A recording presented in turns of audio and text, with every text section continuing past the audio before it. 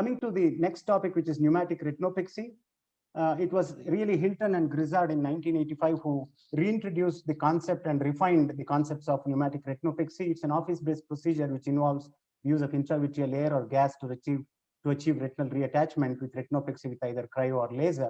All of us are aware that it's the buoyant force or the flotation force of the gas bubble that occludes the retinal brake, preventing fluid influx from the liquid vitreous through the hole, and it displaces the fluid inferiorly, and the SRF is absorbed by the RPE pump. So just another animation diagram to show how exactly retinal reattachment is achieved.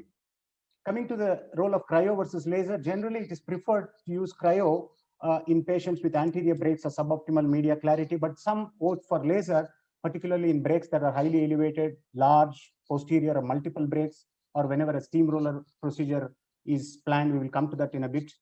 It causes less reaction than cryo and faster sticking. And in the event of a recurrence, we have virgin retina to treat these patients.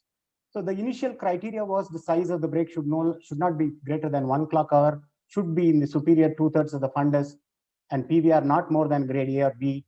Ability to maintain position is a very critical factor. And of course, no history of severe glaucoma or no cloudy media, which precludes proper examination of the fundus. So these are, now there is an extension of the indications. Multiple brakes within 1 clock hour of each other also have been many times successfully managed with pneumatic retinopexy. But the important thing is the patient should be able to maintain 16 hours per day almost for 5 days immediately post procedure. So this is the diagrammatic representation of how it's done. We treat with cryo and then the gas is injected. We will talk about that in the next few slides. The way to go about doing the cryo, it's very important to treat around the brake and not in the bed of the brake, so as not to increase the chances of pigment fallout and subsequent PVR. This is the apparatus that is needed, the gas. I'll not be going into the details of this because time wouldn't permit. This is a video which is, unfortunately, that video is not playing. So it's usually done under peribulbar anesthesia that gives the added comfort to the patient and also prevents any vasovagal episodes from the pain that the cryo may cause. Visualize all retinal brakes, apply cryotherapy, perform anterior chamber paracentesis, and inject either 0.3 ml of C3F8 or 0.5 to 0.6 ml of pure SF6 gas.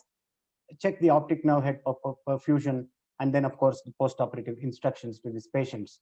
The gas bubble enlarges by influx of nitrogen, oxygen, carbon dioxide, water vapor, and the type of gases in use depends on the situation. But now we more often tend to use SF6 alone, because the longer a gas lingers in the vitreous cavity without really serving its purpose, the chances of new breaks increase. So unless the patients have very large breaks and where post-operative tamponade is needed for longer periods of time, posterior breaks, we never use C3F8 these days. This is a slide to show the arc of contact, the bubble volume and the arc of contact in normal length eyeballs and eyeballs with myopia. Now, as we alluded to earlier, we inject 0.3 ml. Those are the concentrations of gas which are safe to be injected in patients with normal intraocular pressures. The brake should be uppermost in the postoperative positioning. We can use a marker on top of the iPad to indicate to the patient. This has been named as Tonam's pneumo-level who described it. So Paul Tonam was the one who described. So this is easy for the relatives and the attendants to position the patient postoperatively. Coming to issues, there can be problems with the procedure. The point of injection should be the uppermost aspect of the globe, and only after inserting the needle, about 30 gauge needle into the vitreous cavity, we withdraw and allow just 1 to 1.5 mm of the needle to be within the vitreous cavity before injecting into the bubble. Brisk, steady injection should be done. Very slow or very rapid injection, and too much of the needle in the vitreous cavity can produce this fish eggs and subsequently air getting under the retina. Another thing, if the needle is not fully penetrated, is the presence of the gas in the prehyaloid canal of Petit, causing a donut sign. A strict prone positioning may sometimes help in this situation. This particular procedure is not without its share of complications. A whole list of things can happen. The most important, of course, being recurrent retinal detachments, unless the case selections are done properly. Now, this is another complication which can happen in patients with macula on detachments. You see that the macula here is attached, And then when you inject gas, the fluid moves backwards because the gas tamponades the brake, and the fluid that was there moves backwards and induces a macular detachment. So to prevent this, steamroller maneuver is required immediately after injecting the gas. The patient is placed prone, and over 15 to 20 minutes progressively, as can be seen in these diagrams, is progressively allowed to take this position. Of course, this is, it comes with a increased risk of PVR, but it decreases the risks of retinal folds in these patients and macular detachment.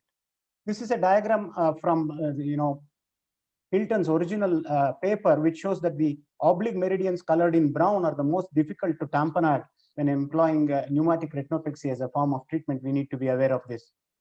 These are some pictures of pneumatic retinopexy in an upper temporal macula on RD with successful reattachment. This is a successful pneumatic retinopexy for RD that developed, much to our surprise, following macular hole surgery with a sclerotomy-related PEC. This was in the era of 20-gauge instrumentation, successfully reattached with pneumatic retinopexy alone. Now, many times we can have a residual RD that refuses to, a very, very obstinate RD, peripheral RD that refuses to settle down despite no obvious brake leaking post-scleral buckle. So you can very usefully, gainfully employ pneumatic retinopexy for settling these RDs, as we can see here. These are some of the extended indications. It has been tried in inferior brakes or even fresh GRTs with mobile flaps. Extreme head positions of extreme flexion or extension will have to be employed in these patients. This is a patient post-vitrectomy, again in the 20-gauge era, who developed a large giant retinal tear, but much to our surprise, with a double bubble technique where we injected another bubble after 48 hours, we were able to salvage the eye with pneumatic alone.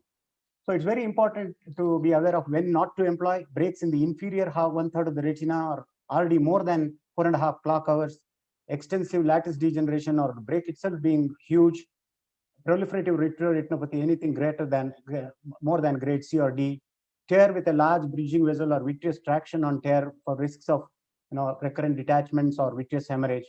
And of course, very important, if you have not viewed the retina thoroughly, there is really no scope for doing pneumatic retinopexy, because almost always we will be punished with recurrences, or the patient has impending air travel, then we avoid pneumatic retinopexy. This is a sobering study which tells us, which is very, very recent, which tells us that pneumatic retinopexy as compared to vitrectomy in the management of primary rhegmatogenous RD, the pivot study which showed better best corrected visual acuity with pneumatic, lesser vertical metamorphopsia, and even lesser incidence of morbidity. So we all need to take notice of this and give pneumatic retinopexy its pride of place. It's a very useful tool to have in our armory, but must be used very discreetly and wisely. It can be a real savior in specific situations outlined before, and simplicity, as Leonardo da Vinci said, is the ultimate sophistication. It is a rescue surgery. If we have to resort to scleral buckling or vitrectomy, as the case may be, if retina doesn't reattach by 3 to 5 days, or if the macula is still detached. Now, it has somewhat fallen into disfavor for reasons of being an economic disincentive. We should not be goaded by this factor alone. And the key to success is truthful fundus examination. So I leave you with this thought: is pneumatic retinopexy unpopular because it is inexpensive, or is it unpopular because it is inexpensive? I leave you with that thought. Thank you very much for your patient hearing.